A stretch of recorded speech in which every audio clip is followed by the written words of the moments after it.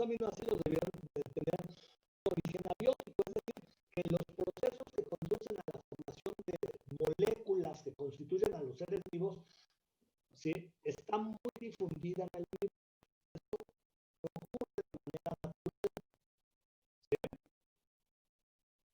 Entonces quedamos en el, aquí como me lo marcan entre molecular y macromolecular, aquí yo pondría pues ya biomoléculas de origen inorgánico. Y recuerden, todas estas se formaron en ausencia de oxígeno. En 1953, dos investigadores,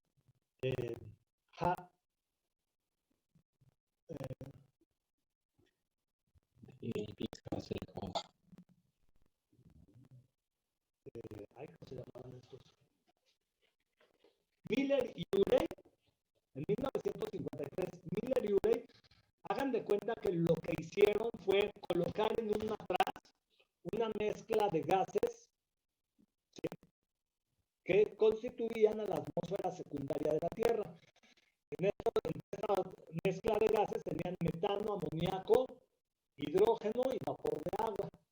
Y les colocaron un par de electrodos que permitían hacer llegar descargas eléctricas sobre esta mezcla de gases, ¿sí?, para simular las condiciones eléctricas de la atmósfera secundaria. Dejaron su sistema de reacción funcionar por 2 semanas y al cabo de las cuales se pusieron a analizar qué se había formado. Encontraron que efectivamente se habían formado algunos aminoácidos, incluso aminoácidos proteicos como la alanina, ¿sí?, glicina, ácido aspartico, ácido glutámico. Se formaron ácidos carboxílicos. Los ácidos carboxílicos también los conocemos más adelante, los vamos a conocer como ácidos grasos, glicerol y otra serie de compuestos inorgánicos. Todos ellos se formaban siempre en ausencia de oxígeno.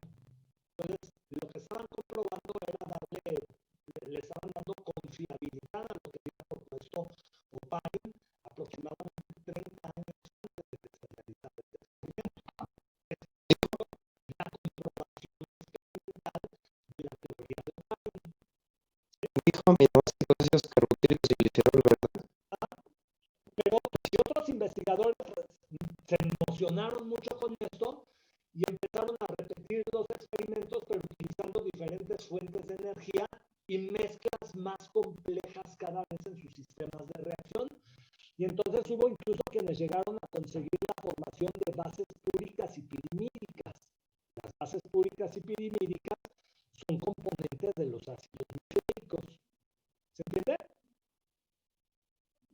Sí.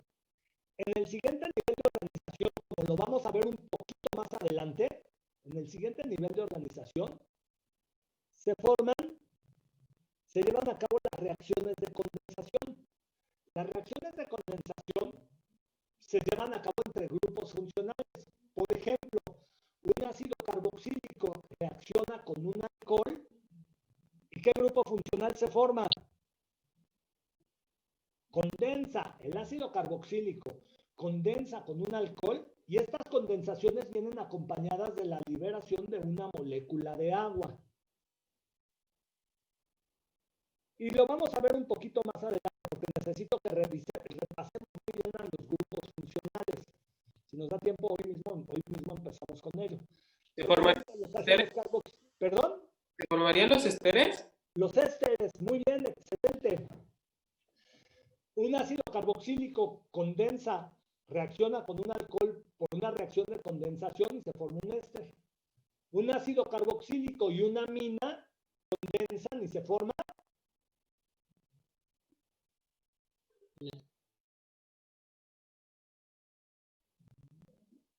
¿Quién les dio orgánica?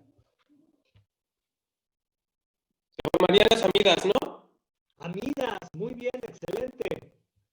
¿Sí? Dos alcoholes condensan y se forma.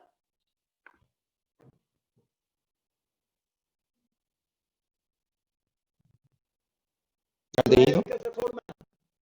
Ese fue Israel, se dio a la fuga. PAM, ¿qué se forma, Pamela? No sabe cuál es el cáncer. No está como borracho. Esa es la forma. Fíjense, una molécula de agua. Si vieron los grupos de los hexagonales, se ha creado en grupos a través de este grupo funcional. Se conoce.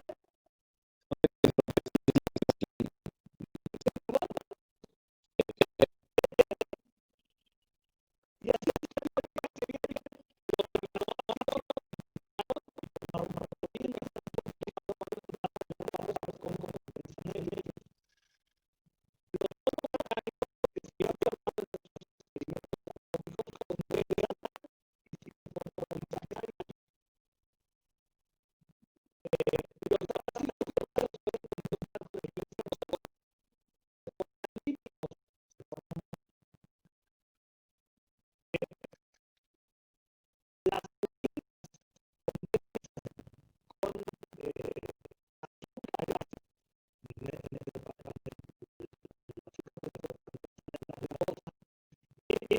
grupos fosfato y forman nucleótidos.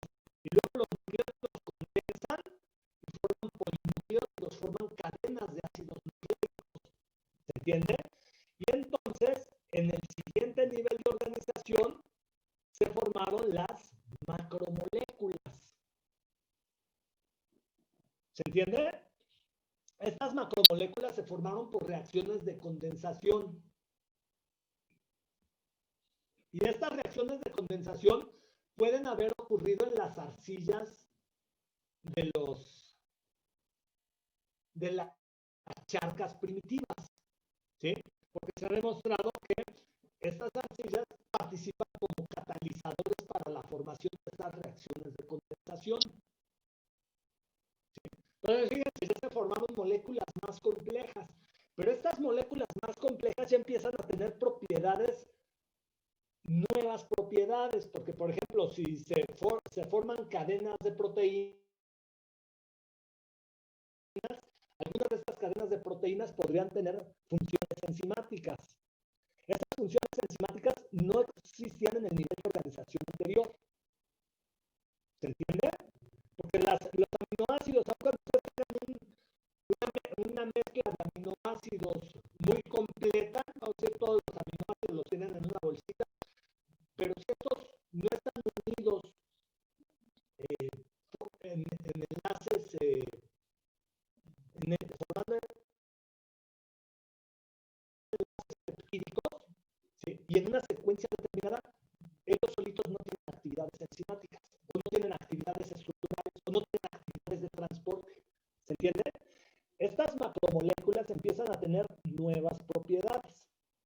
Estas nuevas propiedades que están apareciendo en cada nuevo nivel de organización es a lo que vamos a llamar las propiedades emergentes. Y por eso yo también les señalaba que cada nivel de organización presenta más propiedades que el nivel de organización anterior. Es decir, tienen la suma de las partes del nivel de organización anterior más las nuevas que aparecen. ¿Se entiende? Estas nuevas que aparecen se conocen como propiedades emergentes. ¿Vamos bien? Sí, procede. Sí, profe. Nada más una duda, pero ahorita explicó lo de las aminas, de los aminoácidos que sacaron, pero las glicinas y las purinas, ¿cómo se formaron dentro de esas? También se formaron en reacciones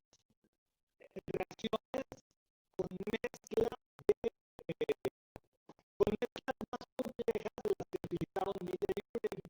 Es decir, muchos otros autores hagan de cuenta que una vez que salió a la luz que podían formarse biomoléculas en los experimentos de Miller y Urey, muchos investigadores empezaron a repetir los experimentos de Miller y Urey, pero utilizando mezclas más complejas y seguramente de compuestos que existían en la Tierra primitiva y utilizando diferentes fuentes de energía como por ejemplo la energía de la radiación de la luz, ¿sí? Mira, habían usado energía eléctrica.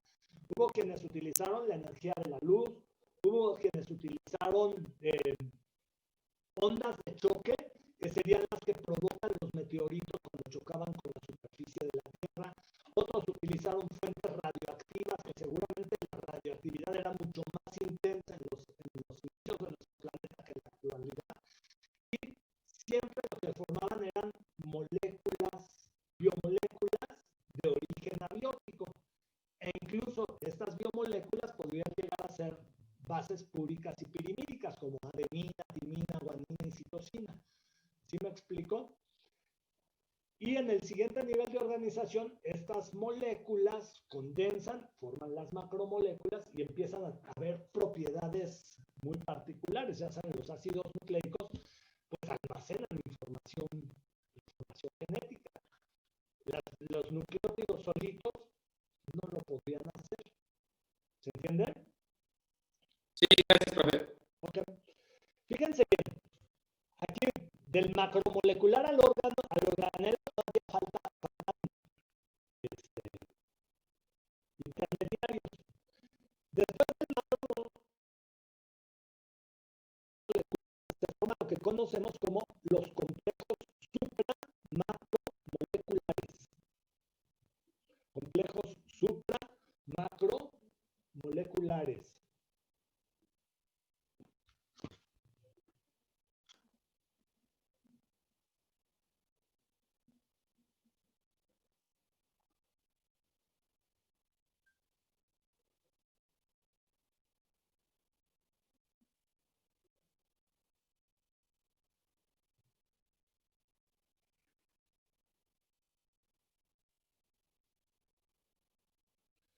Los complejos supramacromoleculares se forman por la asociación de macromoléculas.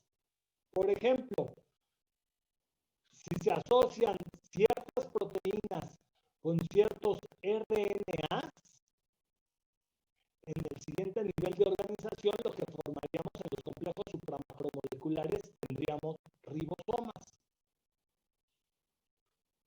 Y estas asociaciones tienen una nueva función. ¿Cuál es la función que desarrollan? La síntesis de proteínas, que era una función que no estaba en el nivel de organización anterior. ¿Se entiende? Entonces, los ribosomas tienen una propiedad emergente. ¿Se entiende?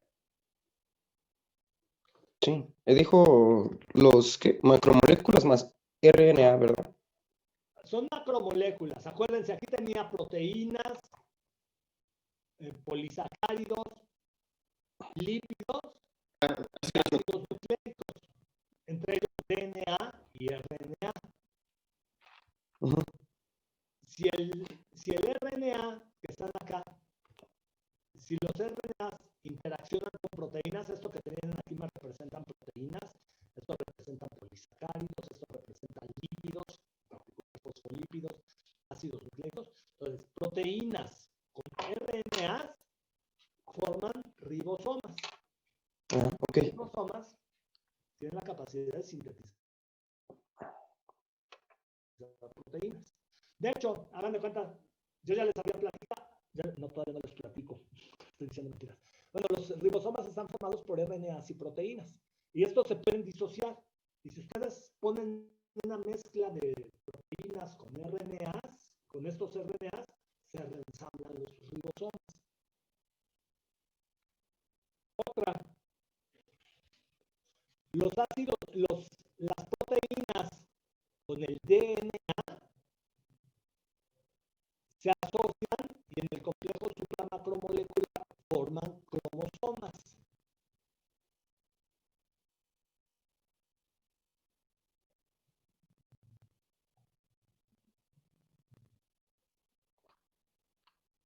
¿Puede repetir eso, profe? Ajá.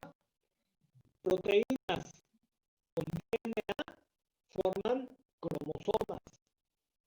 En el siguiente nivel de organización, en los complejos supramacromoleculares.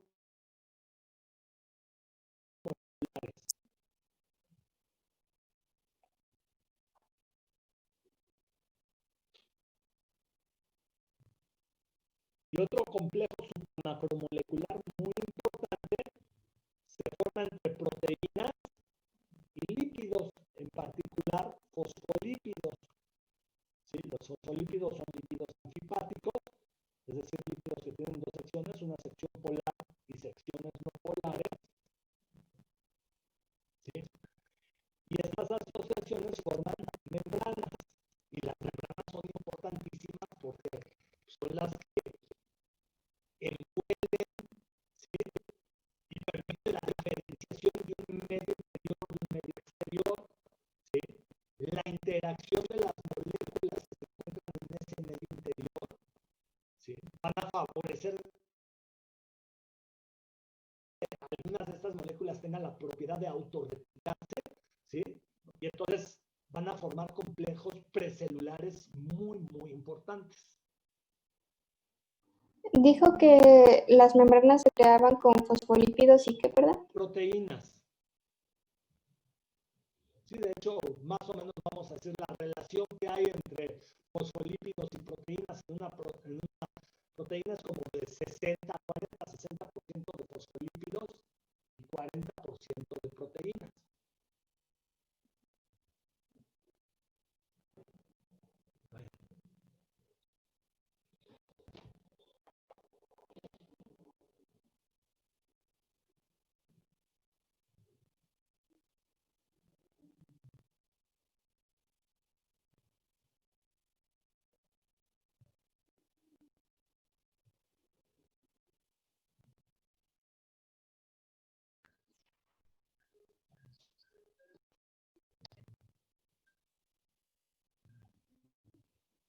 ¿Vamos bien?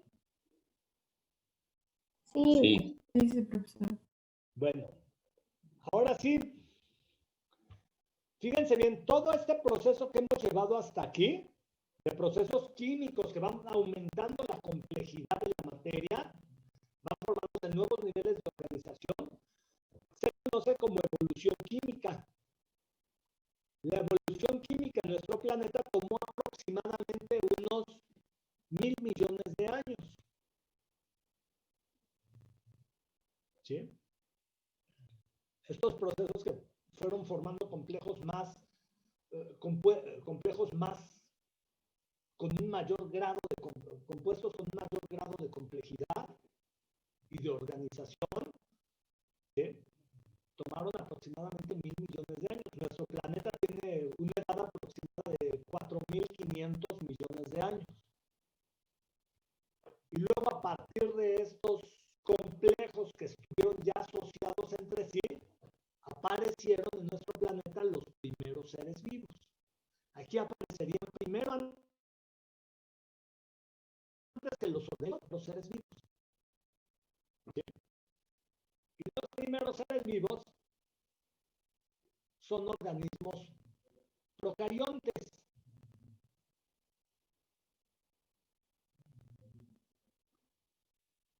Que de acuerdo con el registro fósil, estas primeras estructuras celulares aparecieron hace aproximadamente 3.500 millones de años.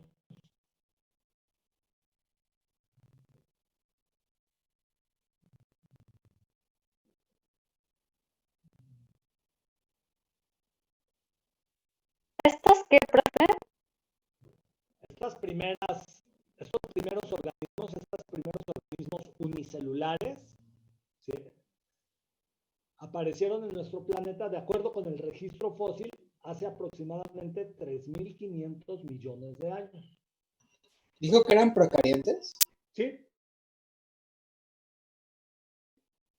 Porque, bueno, los fósiles que se han encontrado cuando se han analizado en el microscopio electrónico tienen forma y tamaño muy semejante a las bacterias contemporáneas, a las bacterias de nuestra época.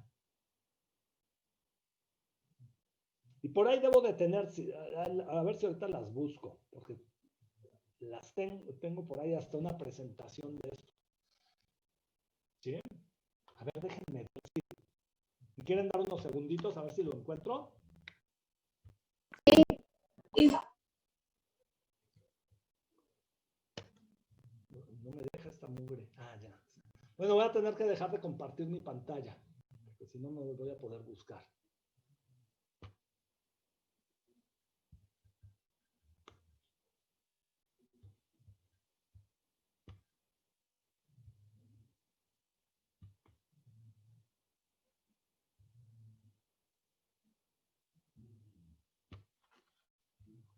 Ay,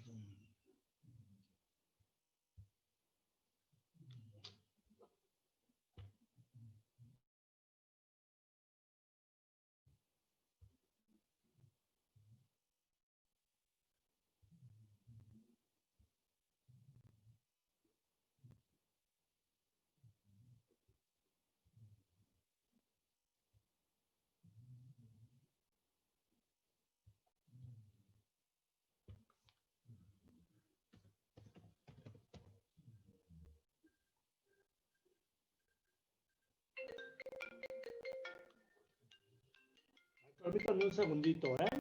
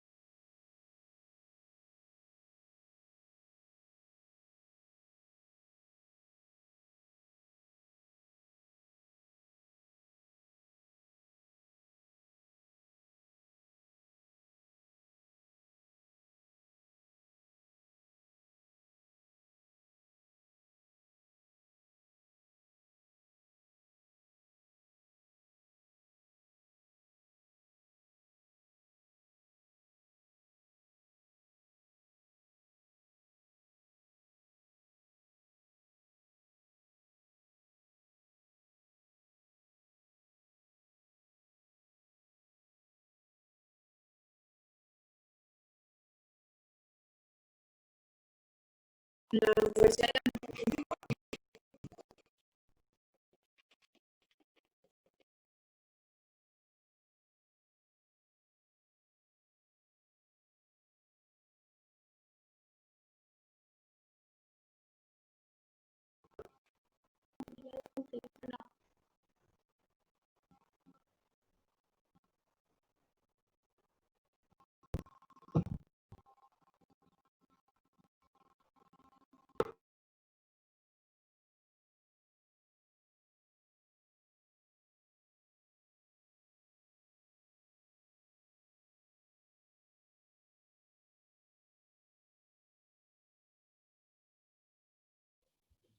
Déjenme ver, porque por aquí yo tenía una presentación.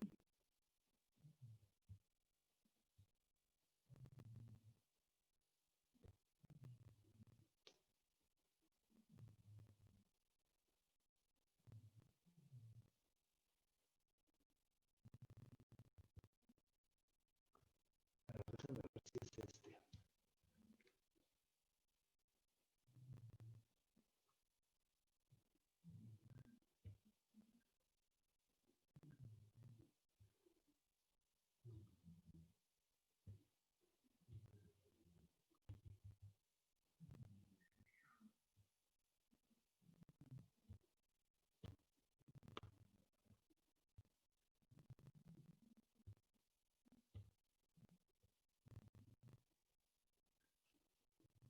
Ahí dónde está.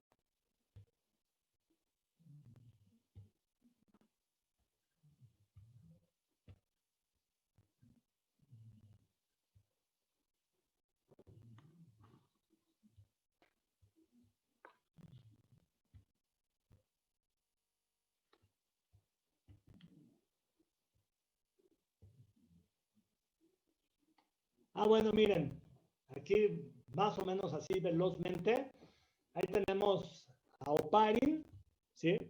Que propuso que nuestra atmósfera, una atmósfera libre de oxígeno, ¿sí? Pero que estaba compuesta principalmente por nitrógeno, metano, amoníaco y vapor de agua, ¿sí? Y que por la actividad eléctrica de la atmósfera, vean aquí cómo están representando unos rayotes, ¿sí? Se pudieron llevar a cabo las reacciones que conducirían a la formación de los primeros compuestos biológicos de origen abiótico, pero que en el curso de la evolución formarían a los seres vivos. Entonces se dice que cuando estos compuestos se empezaron a depositar en los mares primitivos, ¿sí? Se formó lo que se conoció como la sopa primordial, ¿sí? La sopa primitiva, que estaba formada por esos compuestos que se estaban concentrando en estos lugares, ¿sí? Y cada vez eran más abundantes. Esta propuesta fue posteriormente enriquecida por Stanley Miller y Harold Urey. Y lo que ellos hicieron fue, como yo les decía, fue poner en una tacita una mezcla de metano, amoníaco, vapor de agua e hidrógeno, colocaron unos electrodos, hicieron llegar a él descargas eléctricas. Después de 2 semanas se dieron a la tarea de analizar los productos que se habían formado y encontraron que la presencia de aminoácidos, ¿sí? Algunos ácidos carbónicos, ácidos carboxílicos, ¿sí? Y algunos azúcares sencillos. Y estos experimentos se hicieron cada vez más complejos, pero siempre en ausencia de oxígeno. Entonces se vio que estos compuestos se iban enriqueciendo, ¿sí? Es decir, ya también podían sintetizar purinas y pirimidinas, etc. Y lo siguiente eran las reacciones de condensación, como lo vemos aquí. Aquí tenemos un grupo carboxilo con un grupo amino. Estos son 2 aminoácidos. Vean cómo en la reacción de condensación se forma una molécula de agua, pero se forma un nuevo grupo funcional, se formó una amida. Esta amida que se formó aquí se conoce como enlace peptídico, ¿sí? O, por ejemplo, entre los azúcares, 2 grupos de oxidrilo condensan, ¿sí? Se forma una molécula de agua y se forma un enlace tipo éter, ¿sí? Y acá lo que tenemos son, pues, las reacciones de condensación que se dan entre los nucleótidos para formar ácidos nucleicos, ¿sí? Todas estas pudieron haber ocurrido en los mares primitivos, ¿sí? Y entonces lo que vamos viendo es que va aumentando la complejidad de la materia, ¿sí? Y van apareciendo las nuevas funciones. Déjenme ver por acá que tenemos. Bueno, en el origen de la vida lo que se pudieron haber formado fueron los sistemas precelulares, que son los coacervados, que ya los coacervados son complejos entre proteínas y azúcares, ¿sí? Pero que empiezan a tener ciertas características muy particulares, y estos coacervados son fáciles de generar en el laboratorio, ¿sí? Y se pueden observar al microscopio. Estos coacervados tienen características incluso hasta parecidas a células, ¿sí? Bueno. Pero todo esto fue posible por la autocatálisis, ¿no? Sí, claro, esto sucedía de manera espontánea sobre la Tierra primitiva. Lo siguiente era que estos pues se rodearan de una membrana para poder diferenciar tener un medio interno diferente del medio exterior y que empezaran a ver los procesos de autorreplicación. Ahí están otro tipo de sistemas precelulares que se formaron. El origen de las membranas, que ya vimos, las membranas biológicas están formadas son complejos macromoleculares formados por bicapas de fosfolípidos y proteínas, ¿sí? Y bueno, estas permitirían aislar a esos sistemas precelulares, darles una mayor complejidad y que en el curso de la evolución aparecieran las primeras células, que tuviéramos material genético autorreplicable. Y es probable que el material genético que se formó hacia el origen de los sistemas vivos fuera el RNA. Pero déjenme, la sigo buscando por acá. ¿Sí? bueno, aquí tenemos proteínas, ¿sí? El flujo de la información genética, ¿sí? De la que ya habíamos visto que estudia la bioquímica, que es el autocopiado del DNA, que se llama replicación, ¿sí? Y este permite a las células tener la misma información genética que la que les da origen, ¿sí? Y tenemos la expresión de este material genético para formar como producto finales a las proteínas, ¿sí? A través de los procesos de transcripción y de traducción. Y para ello, pues, bueno, se requiere del código genético, pero de esto pues vamos a hablar más adelante en el curso. Pero ahorita lo que te importaba ver eran las primeras células, ¿sí? Fíjense, y aquí lo que tenemos es algo así como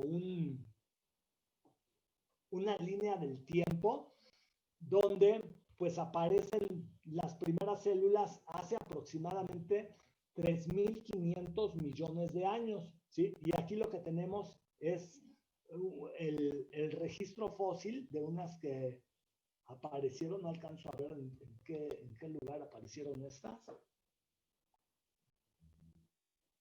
¿Sí?